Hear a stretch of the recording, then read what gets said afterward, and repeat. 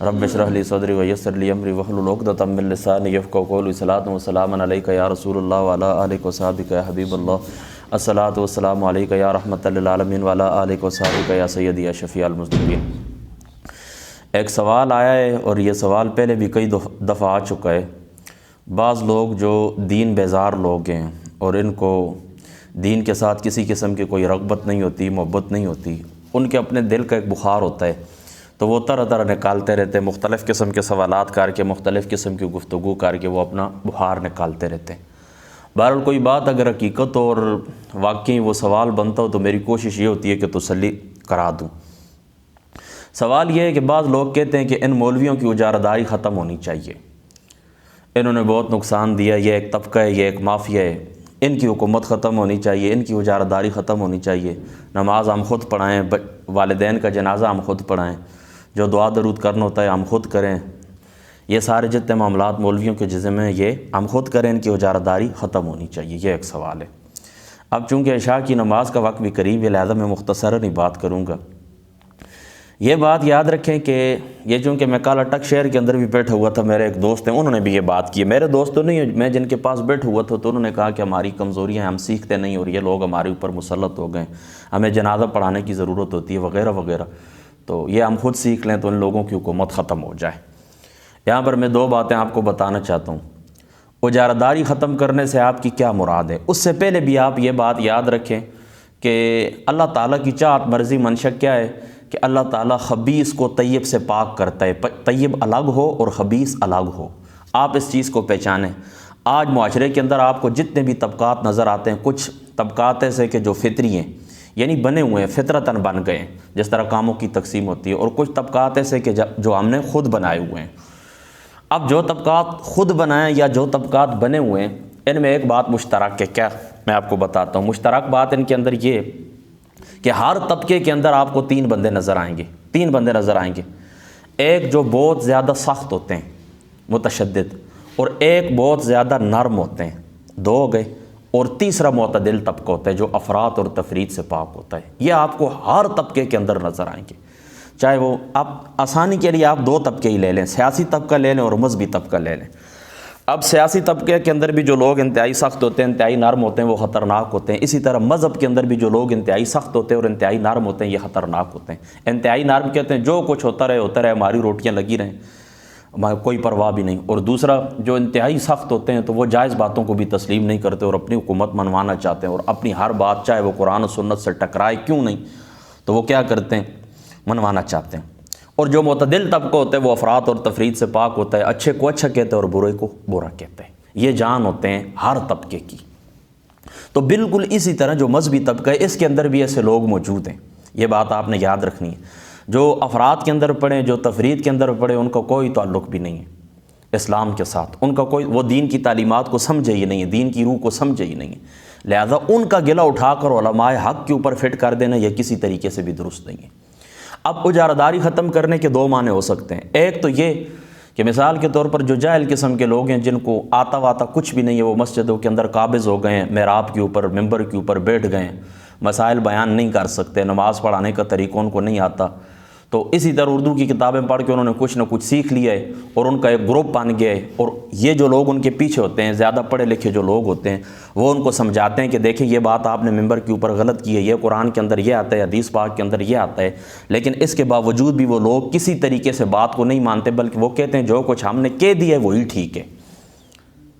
وہ اپنی اجارہ داری قائم کرتے ہیں، ان کا ایک گروپ ہوتا ہے نا، وہ پھر پریشر دیتے ہیں، پھر تھریٹ کرتے ہیں لوگوں کو، کہتے ہیں نہیں آپ ہمارے پیچھے چلے، ہم آپ کے امام ہیں۔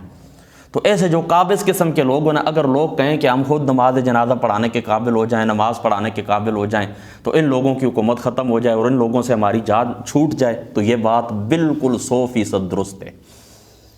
یہ بات بالکل کیا ہے، 100% درست ہے، ٹھیک ہے، بالکل میں بھی کہتا ہوں اللہ تعالیٰ کا حکم یہی ہے۔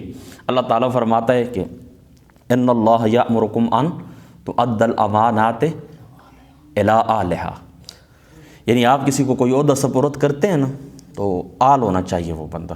اور حضور علیہ الصلوۃ والسلام کا یہ فرمان ہے، بخاری شریف کے اندر موجود ہے کہ جب آپ کسی نائل کو کوئی چیز سپرد کر دیں نا، وہ اس کے لائق نہیں، وہ عہدہ اس کے سپرد کر دے، تو فرما فانتظر الساعۃ، پھر تم قیامت کا انتظار کرو۔ یہ بات تو بالکل بنیادی ہے، جو بندہ قابل نہیں ہے محراب کے، جو بندہ ممبر کے قابل نہیں ہے، محراب کے قابل نہیں ہے، مصلی امامت کے قابل نہیں ہے، اس کو جو لوگ آگے کرتے ہیں وہ گناہ گار ہوتے ہیں۔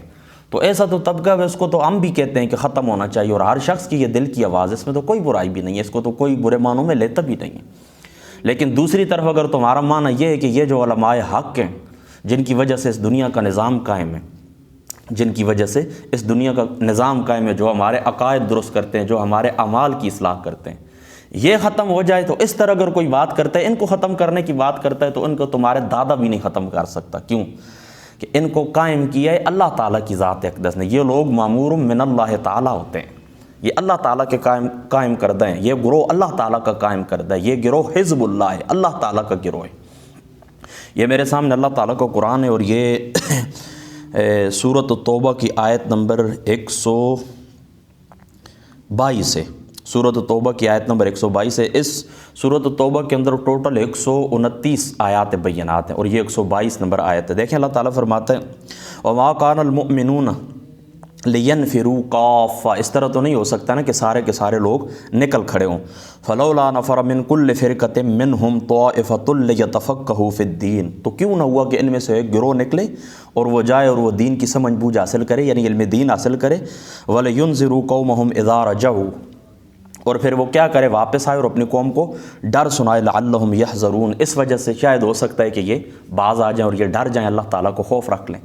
پھر سن لیں اللہ تعالیٰ فرماتا ہے وَمَا كَانَ الْمُؤْمِنُونَ لِيَنْفِرُوا كَافَّةً فَلَوْلَا نَفَرَ مِنْ كُلِّ فِرْقَةٍ مِّنْهُمْ طَائِفَةٌ لِيَتَفَقَّهُوا فِي الدِّينِ وَلِيُنذِرُوا قَوْمَهُمْ إِذَا رَجَعُوا إِلَيْهِمْ لَعَلَّهُمْ يَحْذَرُونَ۔ دیکھیں اللہ تعالیٰ یہاں پر کیا فرماتا ہے کہ ایک گروہ ایسا ہونا چاہیے، یعنی سارے کے سارے تو نہیں، نہ جہاد کے لیے نکل سکتے ہیں، نہ سارے کے سارے علم حاصل کرنے کے لیے نکل سکتے ہیں۔ تو یہ جو قبیلے ہوتے ہیں نا، ان قبیلوں میں سے ایک گروہ ایسا ہونا چاہیے کہ جو جائے علم دین حاصل کرے، علم دین کے لیے سفر کرے، علم دین حاصل کرے۔ اب علم دین حاصل کرے تو واپس آئے تو اپنی قوم کو ڈر سنائے۔ یعنی دیکھیں نا اللہ تعالیٰ کی ذات اقدس نے تفصیلی علم سب کے اوپر حاصل کرنا فرض قرار نہیں دیا ہے، ورنہ کاروبار زندگی آپ لوگ کیسے چلاتے؟ سب کے اوپر ہی اللہ تعالیٰ مکمل علم دین تفصیل کے ساتھ آپ کے اوپر واجب کر دیتا، کاروبار زندگی آپ کیسے چلاتے؟ تو اللہ تعالیٰ نے فرمایا گروہ ایسا ہو، قبیلوں میں سے کچھ لوگ ایسے ہوں جو باہر نکلیں، علم دین حاصل کریں، پھر واپس آ کر اپنی قوم کو ڈر سنائیں۔ تو یہ ایک گروہ ہے جو اللہ تعالیٰ نے جس کے قائم کرنے کو حکم دیا ہے، اور یہ اللہ تعالیٰ کی طرف سے قائم ہے کہ جو لوگ جاتے ہیں، علم دین حاصل کرتے ہیں، پڑھتے ہیں، پھر واپس آ کر اپنی قوم کو ڈر سناتے ہیں۔ یہ مسجدوں کے اندر حقیقی لوگ بیٹھے ہوئے ہیں، ٹھیک ہے، میں مانتا ہوں کہ کم ہے، اس میں کوئی شک نہیں ہے، زیادہ لوگ بے روپیے ہیں جو دین کا لبادہ اوڑھ لیتے ہیں اور دین کو اپنی روزی روٹی کا ذریعہ بناتے ہیں، ایسے لوگ بھی ہیں۔ لیکن یہ بھی یاد رکھیں کہ آٹے میں نمک کے برابر ہی صحیح، لیکن ایسے لوگ موجود ہیں کہ جو اللہ تعالیٰ کے دین کا کام کرتے ہیں۔ تو یہ گروہ تو اللہ تعالیٰ کا قائم کر دے، اس کے ساتھ تو آپ ٹکر لے ہی نہیں سکتے، یہ تو اللہ تعالیٰ کا گروہ ہے، یہ تو حزب اللہ ہے، یہ تو وہ گروہ ہے جس کے متعلق اللہ تعالیٰ کی ذات اقدس نے خود فرمایا کہ میں ایسے لوگوں کے اعلی علم کے میں درجے بلند کرتا ہوں، اللہ تعالیٰ نے خود فرمایا۔ حضور نبی پاک صلی اللہ تعالیٰ علیہ وآلہ وسلم آپ کی ذات اقدس نے یہ ارشاد فرمایا کہ علماء کے گوشت جو ہوتے ہیں نا وہ زہر آلود ہوتے ہیں۔ یہ میں نے کچھ زمانہ پہلے 5-7 سال پہلے میں نے 2 کتابیں پڑھی تھی، ایک کتاب الکبائر اور کتاب الزواجر، یہ بڑے گناہوں کبیرہ گناہوں کے اوپر ہے، جو ایک امام ابن حجر کی ہے اور دوسری جو ہے تو ایک امام حجر رحمۃ اللہ تعالیٰ علیہ کی، اور دوسری جو کتاب ہے تو وہ کتاب الزواجر اور امام زیبی رحمۃ اللہ تعالیٰ علیہ کی، یہ 2 کتابیں۔ ان کے اندر یہ روایت موجود ہے کہ علماء کے گوشت زہر آلود ہوتے ہیں۔ یعنی کبھی تو اس طرح ہے نا کہ زہر آلود سے کیا مراد دیکھیں نا، یعنی آپ کسی کی غیبت کرتے ہیں نا تو قرآن کیا کہتا ہے کہ آپ اپنے مردے بھائی کا گوشت کھاتے ہیں۔ آپ اگر کسی کی غیبت کرتے ہیں تو کیا مطلب ہوتا ہے؟ آپ مردے بھائی کا گوشت کھاتے ہیں۔ تو علماء کی جس وقت آپ غیبت کرتے ہیں تو ان کا آپ گوشت کھاتے ہیں، تو ان کے گوشت زہر آلود ہوتے ہیں، وہ آپ کو تباہ کر دیتے ہیں۔ زہریلا گوشت جس وقت اندر جاتا ہے نا تو بندے کو تباہ کر دیتا ہے، مار دیتا ہے۔ تو علماء کرام کے متعلق آپ اس قسم کی گفتگو کریں تو ان کے گوشت زہر آلود ہیں، یہ آپ کو نیست و نابود کر دیں گے اور تباہ کر دیں گے، یہ اللہ تعالیٰ کا بنایا ہوا گروہ ہے۔ اور اسی کے متعلق حضور علیہ الصلوۃ والسلام نے فرمایا کہ ہمیشہ ایک گروہ ایسا رہے گا، ہمیشہ ایک گروہ ایسا رہے گا۔ کیسا گروہ رہے گا؟ کہ جو لومۃ لائم کی پرواہ نہیں کریں گے، لومۃ لائم کی پرواہ نہیں کریں گے، لا یخافون فی امر اللہ لومۃ لائم، لوگوں کی باتوں کی پرواہ نہیں کریں گے، وہ کہیں گے حق بات کہیں گے۔ لوگ کیا کہتے ہیں کہتے رہیں، ہم تو 100 مرتبہ ڈرتے ہیں نا، کہتے ہیں محلے والے کیا کہیں گے، فلاں کیا کہیں گے، فلاں کیا کہیں گے۔ محلے والے ناراض ہوتے ہیں آپ اللہ تعالیٰ کے لیے بات کریں، گاؤں والے ناراض ہوتے ہیں تو ہو جائیں، اللہ تعالیٰ ناراض نہ ہو۔ تو اللہ تعالیٰ حضور علیہ الصلوۃ والسلام فرماتے ہیں کہ ایک گروہ ہمیشہ رہے گا، حق کے اوپر رہے گا، زمانے کے ساتھ ساتھ علماء حق کا گروہ موجود رہے گا، اور جا کر یہ آخری جو گروہ ہوگا وہ جا کر دجال سے جا ٹکرائے گا، دجال سے جا کر ٹکرائیں گے۔ تو یہ علماء کا ایک گروہ حق ہمیشہ رہے گا۔ حضور علیہ الصلوۃ والسلام نے ایسے لوگوں کے متعلق فرمایا کہ عن ابن عباس نے قال قال رسول اللہ صلی اللہ علیہ وسلم فقی اشد علی الشیطان من الف عابد، ایک جو فقی ہوتا ہے وہ 1000 شیطان کے اوپر کیا ہوتا ہے؟ باری ہوتا ہے۔ ٹھیک ہے، اس بات کو آپ سمجھ گئے نا؟ ایک عالم دین کیا ہوتا ہے؟ 1000 فقی کے اوپر، ایک فقی 1000 شیطان کے اوپر، اشد علی الشیطان من الف عابد، اور ایک دوسری روایت کے اندر آتا ہے فقیہ واحد بھی آتا ہے کہ ایک فقی جو ہوتا ہے نا، ایک عالم دین ہوتا ہے، وہ 1000 شیاطین کے اوپر باری ہوتا ہے۔ ایسے لوگ ہیں کہ جن کو متعلق حضور علیہ الصلوۃ والسلام نے فرمایا کہ یہ جو رات کو سوتے ہیں ان کا سونا بھی عبادت ہوتا ہے۔ بس ایک روایت میں پڑھتا ہوں چونکہ وقت تھوڑا ہے، بس بات کو ختم کرتا ہوں۔ یہ اس طرح کہ حضرت قیس بن حدثنا محمود بن حداش البغدادی حدثنا محمد بن یزید الواسطی اخبرنا عاصم بن رجاء بن حیات عن قیس بن کثیر قال قدم رجل من المدینہ علی ابی الدرداء، ایک شخص آیا نا حضرت ابو دردہ کے پاس، وہ بدمشق، وہ دمشق سے تھا، فقال ما اقدمک یا اخی، اے میرے بھائی آپ کس لیے آئے ہیں؟ ما اقدمک یا اخی، ما اقدمک یا اخی، آپ کس لیے آئے ہیں؟ قال حدیث بلغنی انک تحدثہ الرسول اللہ صلی اللہ تعالیٰ علیہ وآلہ وسلم، ایک حدیث ہے آپ کے پاس، میں نے سنا ہے کہ آپ اسے حضور نبی کریم صلی اللہ تعالیٰ علیہ وآلہ وسلم آپ کی ذات مقدسہ سے روایت کرتے ہیں، یعنی تیرے پاس ایک حدیث ہے جسے تو حضور سے روایت کرتا ہے، تو میں اس کی خاطر آیا ہوں۔ قال اما جئت لحاجۃ، کسی اور حاجت کے لیے تو نہیں آیا؟ ہاں، اما جئت لحاجۃ، قال اللہ نہیں نہیں میں کسی اور حاجت کے لیے نہیں آیا ہوں۔ قال اما قدمت لتجارۃ، تم تجارت کے لیے تو نہیں آئے ہو؟ ٹھیک ہے، قال لا نہیں میں تجارت کے لیے بھی نہیں آیا۔ قال ما جئت الا فی طلب هذا الحدیث، میں اور کسی بات کے لیے نہیں آیا ہوں، صرف اس حدیث پاک کے لیے آیا ہوں۔ یعنی اتنا جو میں طویل میں نے سفر طے کیا نا آپ کے پاس شام دمشق کے اندر میں آیا ہوں، تو صرف اور صرف حدیث کے لیے آیا ہوں۔ قال فانی سمعت رسول اللہ صلی اللہ تعالیٰ علیہ وآلہ وسلم، کہ میں نے حضور علیہ الصلوۃ والسلام، حضرت ابو دردہ کہتے ہیں میں نے حضور علیہ الصلوۃ والسلام کی زبان سے سنا، یقول من سلک طریقا یبتغی فیہ علما سلک اللہ بہ طریقا الی الجنہ، جو بندہ علم کے راستے کے اوپر چلتا ہے نا تو اللہ تعالیٰ اس کے لیے جنت کا راستہ آسان کر دیتا ہے۔ وان الملائکۃ لتضع اجنحتها رضا لطالب العلم، اور جو طالب علم ہوتا ہے نا تو اللہ تعالیٰ کے فرشتے اس کے، اللہ تعالیٰ کے فرشتے پر بچھاتے ہیں طالب علم کے لیے۔ وَإِنَّ الْعَالِمَ لَيَسْتَغْفِرُ لَهُ مَنْ فِي السَّمَاوَاتِ وَمَنْ فِي الْأَرْضِ، زمین اور آسمان کی ساری مخلوق عالم دین کے لیے استغفار کرتی ہے اللہ تعالیٰ کی بارگاہ کے اندر، حتی الحیتان فی الماء، یہاں تک کہ سمندر کے اندر جو مچھلی ہوتی ہیں وہ بھی عالم دین کے لیے کیا کرتی ہیں؟ دعا کرتی ہیں۔ وَفَضْلِ الْعَالِمِ عَلَى الْعَابِدِ كَفَضْلِ الْقَمَرِ عَلَى سَائِرِ الْكَوَاكِبِ، اور فرماتے ہیں کہ عالم دین کی فضیلت عابد کے اوپر ایسی ہے کہ جس طرح چاند کی فضیلت ستاروں کے اوپر، تمام ستاروں کے اوپر۔ ان العلماء ورثۃ الانبیاء، یہ جو علماء ہوتے ہیں یہ انبیاء کے وارث ہوتے ہیں۔ وان الانبیاء لم یورثوا دینارا ولا درہما، اور انبیاء کی جو وراثت ہوتی ہے نا وہ دینار اور درہم نہیں ہوتی، انما ورثوا العلم، ان کی جو وراثت ہوتی ہے وہ کیا ہوتی ہے؟ علم ہوتی ہے۔ فمن اخذ به فقد اخذ بحظ وافر، اور جس نے اس علم میں سے کچھ حصہ لے لیا ہے تو اس نے بہت بڑا حصہ لے لیا ہے۔ اب آپ اس بات کو سمجھ گئے نا؟ تو یہ گروہ اللہ تعالیٰ کی طرف سے، یہ گروہ وہ ہے کہ جس کے لیے سمندر کی مچھلیاں بھی دعا کرتی ہیں۔ تو اگر کوئی شخص یہ کہے کہ ان کی اجارہ داری ہم ختم کر دیں، بس بات ختم کرتا ہوں، کوئی شخص یہ کہے کہ میں ان کی اجارہ داری ختم کرتا ہوں، تو یہ کبھی بھی نہیں ہو سکتا۔ یہ اللہ تعالیٰ کے بن گویا کہ آپ ان کے متعلق بات کریں گے تو اللہ تعالیٰ کی ذات سے ٹکر لینے کی آپ بات کرتے ہیں۔ ٹھیک ہے، تو ان کا تو آپ کچھ بھی نہیں کر سکتے۔ باقی جو دکاندار قسم کے لوگ ہیں اور جاہل قسم کے لوگ ہیں، یا کوئی ایسا گروہ ہے چلو پڑھ لکھا ہی صحیح، کسی تھوڑا بہت اس کو علم ہے کسی بات کا، لیکن وہ اپنی بات منواتے ہیں، پھر ضد کے اوپر اڑ جاتے ہیں اور اپنے مقتدیوں کی بات نہیں سنتے، عوام کی بات نہیں سنتے، پریشر کریٹ کرتے ہیں اور لوگوں کو وہ کیا کہتے ہیں اکساتے ہیں۔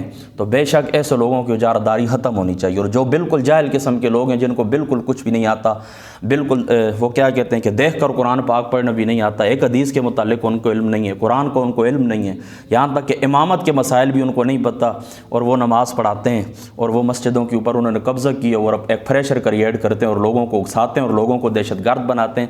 تو بلا شبہ ایسے لوگوں کی حکومت ختم ہونی چاہیے، اور ایسے لوگوں کی اجارہ داری اگر کوئی ختم کرنے کی بات کرتا ہے تو بالکل ٹھیک بات کرتا ہے، لیکن بات پتہ ہے کیا ہوگی؟ بات ہوگی علم سے، علم کے ساتھ۔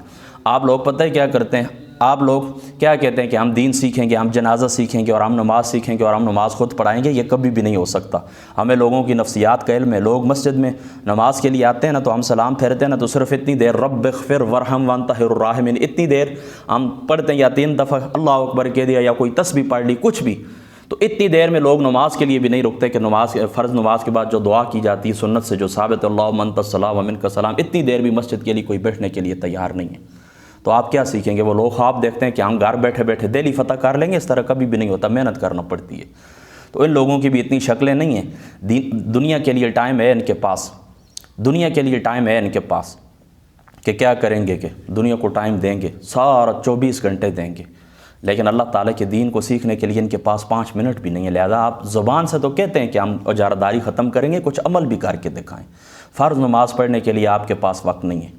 جو چیزیں اللہ تعالیٰ نے تمہارے اوپر فرض کی ہیں اس کو تم وقت نہیں دیتے۔ ڈاکٹر اسرار کا ایک بڑا پیارا جملہ ہے، وہ کہتا ہے انگریزی تم نے اتنی سیکھ لی اور انگریزی میں تم اتنے ماہر ہو گئے انگلش میں کہ انگریزوں کو تم سبق پڑھانے کے قابل ہو گئے ہو، تم ان کو انگلش سکھا سکتے ہو، لیکن عربی زبان تمہیں اتنی بھی نہیں آتی کہ تم ضروریات دین ہی سیکھ لو، دین کے بنیادی مسائل ہی سیکھ لو۔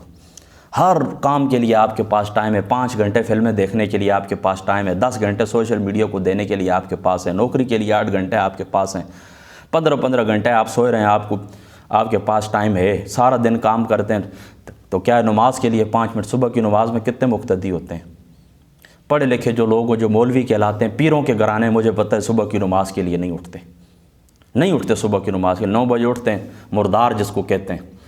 یہ صبح کا سونا بہت بڑی نحوست ہے، اور میں کہتا ہوں سخت اللہ تعالیٰ اس بندے سے ناراض ہے کہ صبح کی اذان مل جائے اور بندہ بیدار ہو کر مسجد نہ آئے، نماز کی تیار نہیں، وہ سخت منحوس ہے اور اللہ تعالیٰ کی سخت ناراضگی کے اندر ہے۔ تو میری بات آپ سمجھ گئے ساری، میں امید کرتا ہوں جہاں تک میری آواز جا رہی ہے لوگ میری بات کو سمجھ گئے ہوں گے۔ یہ اسی طرح بات ہے، زبانی کلامی دعوے کرنے سے کچھ نہیں ہوتا۔ ہم تو بیٹھے ہوئے آئیں سیکھیں نا، ہم جنازہ آپ کو سکھاتے ہیں، 70 سال عمر ہو گئی ہے، لوگوں کو نماز کا سبق نہیں آتا، سبحانک اللہم و بحمدک، یہ سبق لوگوں کو نہیں آتا۔ 70 سال ان کی عمریں، چھوڑ دیں باقی ساری باتوں کو۔ 80 سال کے لوگوں کو میں نے دیکھا ان کو نماز کا ابھی تک طریقہ نہیں آتا۔